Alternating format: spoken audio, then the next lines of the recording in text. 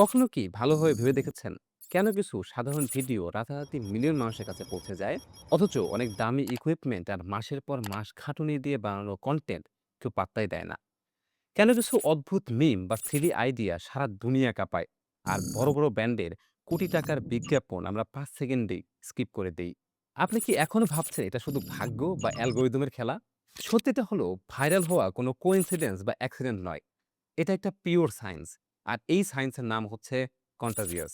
Pennsylvania ইউনিভার্সিটির marketing professor জোনা Berger ১০ বছর ধরে হাজার হাজার ভাইরাল কন্টেন্ট রিসার্চ করে বের করেছেন সেই ৬টি গোপন সাইকোলজিক্যাল এলিমেন্ট, যা যেকোনো সাধারণ আইডিয়াকে আগুনের মতো ছড়িয়ে দিতে পারে।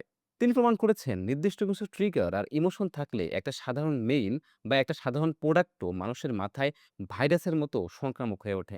আজকের ভিডিওতে সেই বই নিয়ে আমরা আলোচনা করব এবং স্টেপস ফর্মুলাটা ডিকোড করব, যা আপনার কন্টেন্ট বা বিজনেসকে সাধারণ থেকে ভাইরাল করে তুলবে। আপনি যদি একজন কন্টেন্ট ক্রিয়েটর বা উদ্যোক্তা হন, তবে আজকের এই ভিডিও আপনার গেম চেঞ্জ করে দেবে। চলুন মানুষের অবচেতন মনকে হ্যাক করার সেই গোপন বিজ্ঞানটি শেখা যাক। স্টেপস ফর্মুলার প্রথম এস মেন্স সোশ্যাল কারেন্সি। সহজ কথায় বলতে গেলে, মানুষ এমন কিছু শেয়ার করতে ভালোবাসে যা তাদের অন্যদের চোখে স্মার্ট, কুল বা ইনসাইডার হিসেবে তুলে ধরে। ঠিক যেমন দামি গাড়ি বা ব্র্যান্ডের ঘড়ি আমাদের স্ট্যাটাস সিম্বল, তেমনি আমরা সোশ্যাল মিডিয়ায় যা শেয়ার করি সেটা আমাদের ডিজিটাল স্ট্যাটাস তৈরি করে। জোনা বার্জার তার বইয়ে নিউ ইয়র্কের একটি অদ্ভুত রেস্টুরেন্টের কথা বলেছেন, যার নাম প্লিজ ডন্ট টেল। বাইরে থেকে দেখলে সাধারণ একটা হট ডগ শপ, কিন্তু এর ভিতরে একটি পুরনো টেলিফোন বুথ আছে। আপনি যদি সেখানে গিয়ে একটি বিশেষ নাম্বার ডায়াল করেন, সেখানে বুথের দেয়ালটা খুলে যায় এবং আপনি ঢুকে পড়বেন এক গোপন লাক্সারি বারে। মজার ব্যাপার হলো, এই রেস্টুরেন্টটি কোনো বিজ্ঞাপন দেয়নি, এমনকি তাদের নামের মধ্যেও আছে কাউকে বলবেন না। কিন্তু ফলাফল কি হলো? মানুষ পাগলের মতো এটা নিয়ে একে অপরকে বলতে শুরু করলো। কেন? কারণ যারা এই গোপন বারটির কথা জানতো, তারা যখন অন্যদের এটা বলতো, তখন তাদের নিজেদের অনেক স্মার্ট এবং ইনসাইডার মনে হতো। এটাই হলো সোশ্যাল কারেন্সি, মানুষকে একটা সিক্রেটের অংশ করে দেওয়া। এখন প্রশ্ন হলো, আপনি আপনার কন্টেন্ট বা বিজনেসে এটা কিভাবে করবেন? Number 1, inner remarkability. আপনার আইডিয়াতে এমন কিছু রাখুন যা মানুষকে অবাক করে দেবে। Number 2, game machines. গেমিং এর মতো স্কোর বা ব্যাচ সিস্টেম রাখুন যা মানুষ গর্ব করে শেয়ার করতে পারে। Number 3, make people feel like insiders. আপনার অডিয়েন্সকে এমন কিছু স্পেশাল তথ্য বা অ্যাক্সেস দিন যা সাধারণ মানুষ জানে না।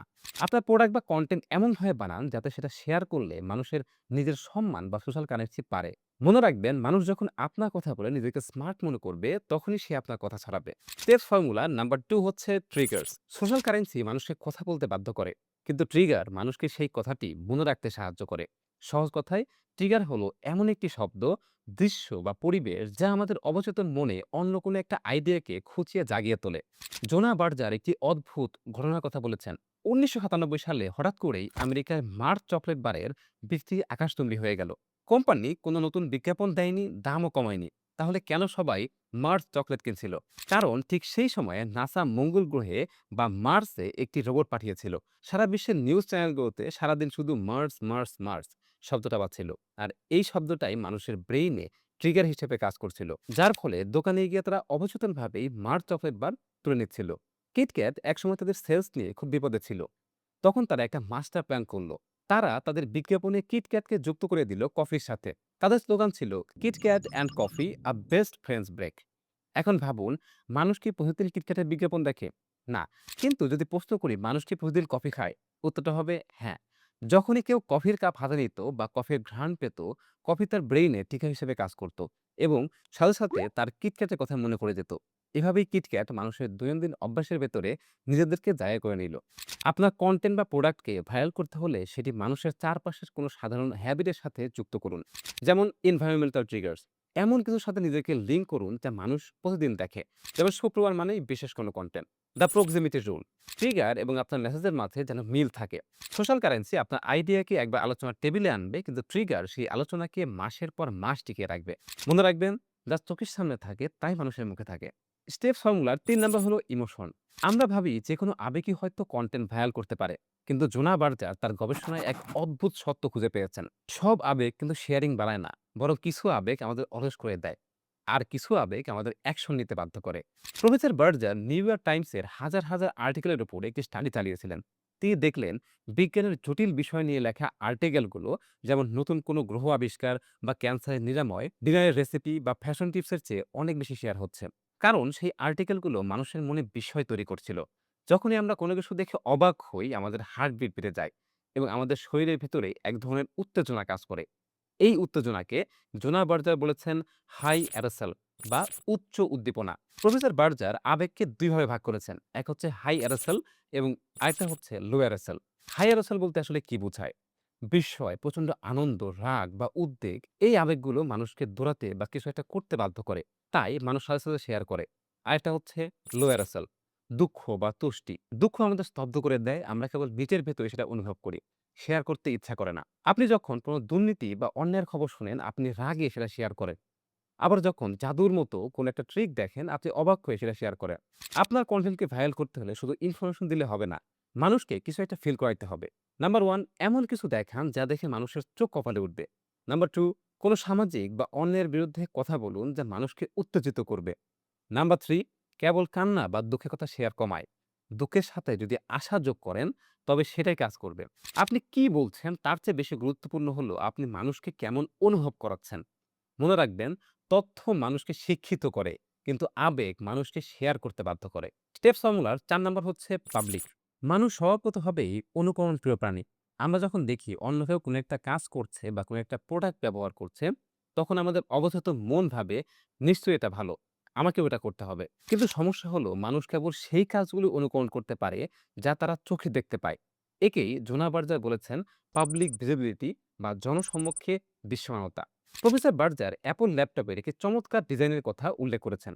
অনেক বছর আগে অ্যাপলের ল্যাপটপের পেছনে উজ্জ্বল লোগোটি এমনভাবে বসানো ছিল যে আপনি যখন ল্যাপটপটা বন্ধ করবেন, তখন লোগোটা আপনার কাছে সোজা দেখাবে। কিন্তু আপনি যখন সেটা কফি শপে বসে খুলবেন, আপনার সামনে বসা অন্য মানুষের কাছে লোগোটি উল্টা দেখাতো। পরবর্তীতে অ্যাপল এই ডিজাইনটা পরিবর্তন করলো, তার লোগোটাকে আপনার কাছে উল্টো করে দিল, যাতে আপনি যখন ল্যাপটপটা খুলবেন, পুরো দুনিয়ার কাছে অ্যাপলের লোগোটি যেন একদম সোজা এবং উজ্জ্বল দেখায়। স্টিভ জব জানতেন অ্যাপলের সবচেয়ে বড় অ্যাডভার্টাইজমেন্ট হলো তার কাস্টমাররা। যত বেশি মানুষ এই উজ্জ্বল লোগোটা দেখবে, তত বেশি মানুষ অ্যাপলের কথা ভাববে এবং অনুকরণ করতে চাইবে। ক্যান্সার সচেতনতা নিয়ে অনেক ক্যাম্পেইন হয়, কিন্তু নো শেভ নভেম্বর কেন এত বিখ্যাত? কারণ এটা একটা পাবলিক অ্যাকশন। দাড়ি বড় করা বা শেভ না করা এটি চোখে পড়ার মতো একটা কাজ। মানুষ যখন দেখে তার বন্ধুরা দাড়ি বড় করছে, তারা প্রশ্ন করে কেন? আর তখনই সচেতনতার মেসেজটা মুখে মুখে ছড়িয়ে পড়ে। আপনার কন্টেন্ট বা প্রোডাক্টকে ভাইরাল করতে হলে সেটিকে মানুষের চোখের সামনে নিয়ে আসুন। আপনার প্রোডাক্ট ব্যবহার করলে যেন অন্য মানুষ সেটা সহজেই দেখতে পায়। যেমন অ্যাপলের সাদা ইয়ারফোন বা আইকনিক লোগো। আপনার কন্টেন্টে অন্যদের অ্যাচিভমেন্ট বা রেজাল্ট দেখান যা মানুষ অনুকরণ করতে চাইবে। আপনি যদি চান আপনার আইডিয়া আগুনের মতো ছড়িয়ে পড়ুক, তবে সেটিকে গোপন রাখবেন না। মনে রাখবেন, যা মানুষ দেখে না তা মানুষ কিন্তু অনুকরণও করে না। আমাদের এই ফর্মুলার ৫ নাম্বার পয়েন্টটা হলো প্র্যাকটিক্যাল ভ্যালু। মানুষ হিসেবে আমাদের মধ্যে একটা সহজাত প্রবৃত্তি আছে, অন্যকে সাহায্য করা। যখন আমরা এমন কিছু খুঁজে পাই যা আমাদের সময় বাঁচাবে, টাকা সাশ্রয় করবে এবং কোনো সমস্যার সমাধান দিবে, তখন আমরা সেটা নিজের কাছে আটকে রাখতে পারি না। আমরা আমাদের বন্ধুদের এবং পরিবারকে সেটা পাঠাতে চাই। কারণ আমরা তাদের চোখে একজন হেল্পফুল মানুষ হিসেবে পরিচিত হতে ভালোবাসি। জোনা বার্জার একটি অদ্ভুত ভাইরাল ভিডিওর কথা উল্লেখ করেছেন। একজন ৮০ বছরের বৃদ্ধ মানুষ ইউটিউবে একটি ভিডিও আপলোড করেছিলেন। কিভাবে খুব সহজে ভুট্টার খোসা ছাড়ানো যায়। কোনো হাই কোয়ালিটি ক্যামেরা ছিল না, কোনো এডিটিং ছিল না। কিন্তু ভিডিওটি কয়েক মিলিয়ন ভিউ পেয়েছিল। কেন? কারণ সেই ভিডিওতে একটি প্র্যাকটিক্যাল ভ্যালু ছিল। মানুষ দেখলো এই টেকনিকটা ব্যবহার করলে তাদের রান্নাঘরের কষ্ট অনেক কমে যাবে। তারা ভাবলো, আরে এটা তো আমার মাকেও জানানো দরকার, আমার বন্ধুকেও বলা দরকার। এভাবেই এটা সাধারণ ঘরের ভিডিও অসাধারণভাবে ছড়িয়ে পড়লো। কেন মানুষ আসলে প্র্যাকটিক্যাল কনটেন্ট শেয়ার করে? ২ টি প্রধান কারণ আছে। একটি সেভ মানি, অন্যটি সেভ টাইম। আমরা যখন কাউকে কাজের কোনো তথ্য দেই, তখন আমাদের সম্পর্ক আরো মজবুত হয়। জোনা বার্জার একটি মজার থিওরি দিয়েছেন।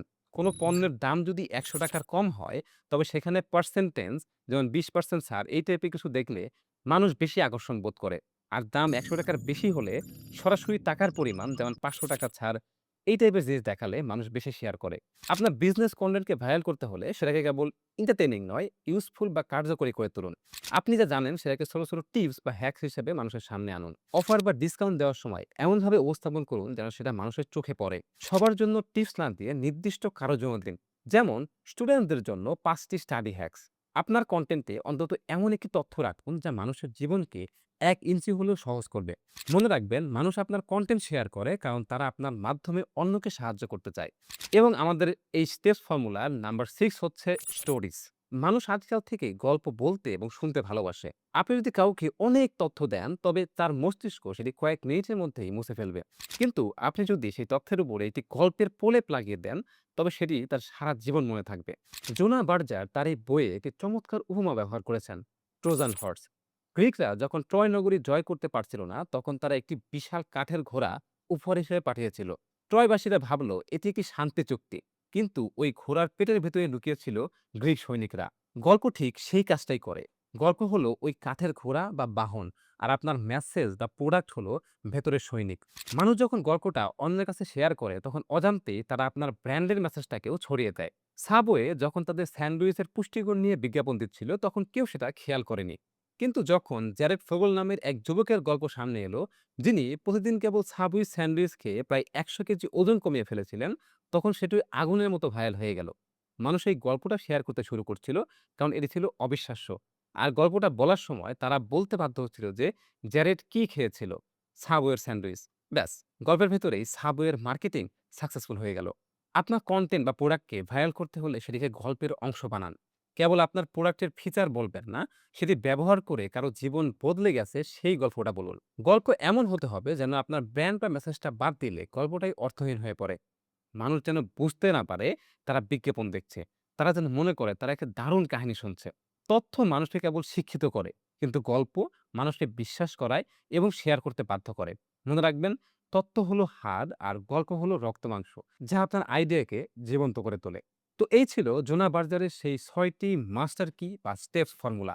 আপনি আপনার পরবর্তী ভিডিও বা ব্যবসার জন্য এই ৬টি অস্ত্রের মধ্যে অন্তত ২-৩টি যদি ব্যবহার করে দেখেন, আমি গ্যারান্টি দিচ্ছি আপনার কনটেন্ট শেয়ার হওয়ার হার বহুগুণ বেড়ে যাবে। আজকের এই ৬টি পয়েন্টের মধ্যে আপনার কোনটা সবচেয়ে ভালো লেগেছে সেটা অবশ্যই কমেন্ট বক্সে জানাবেন। ধন্যবাদ।